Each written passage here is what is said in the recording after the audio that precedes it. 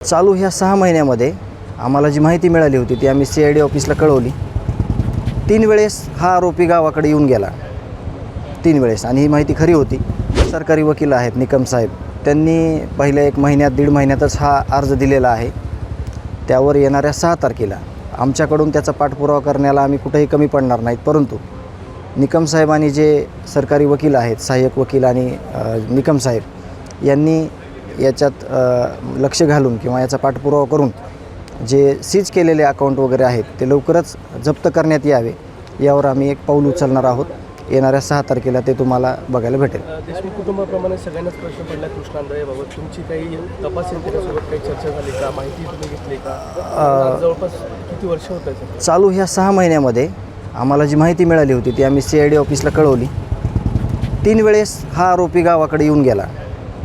3 वेळेस आणि ही माहिती खरी होती आणि त्यांनी देखील मान्य केलं की हा आरोपी तिथं आलेला होता.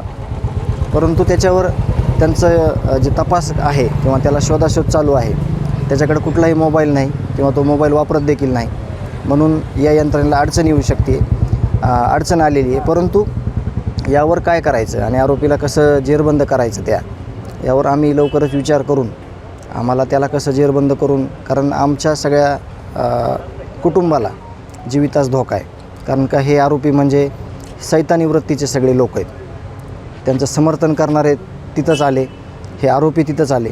तर त्या गोष्टीवर आम्ही त्यांना मागणी केलेली आहे. लवकरात लवकर त्याच्या मुसक्या ओढून त्याची पूर्ण जिल्हाभरात पोलीस प्रशासनानं धिंड काढून लवकरात लवकर त्याला जेलबंद करावं अशी आमची मागणी आहे आणि ते लवकरच होईल अशी आम्ही अपेक्षा ठेवतो. तरी कोणाची भेट घेतली तर काय असे माहिती तुम्हाला थोडीफार मिळेल? त्याच्या घरी येऊन तो 3 म्हणजे ह्या 6 महिन्यामध्ये कुठल्या वेळेला आला काय एवढं डिटेल नाही, पण तो 6 वेळेला गावात येऊन गेला अशी माहिती आम्ही दिली होती सगळ्या यंत्रणेला.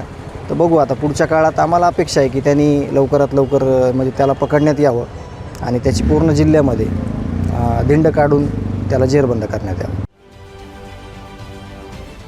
महाराष्ट्रातील सर्व बातम्यांचे विश्वासार्ह व्यासपीठ, सकाळच्या सर्व सोशल मीडिया प्लॅटफॉर्मला लाईक, फॉलो आणि सबस्क्राईब करा. तसंच सर्व नोटिफिकेशनसाठी बेल आयकॉन प्रेस करायला विसरू नका.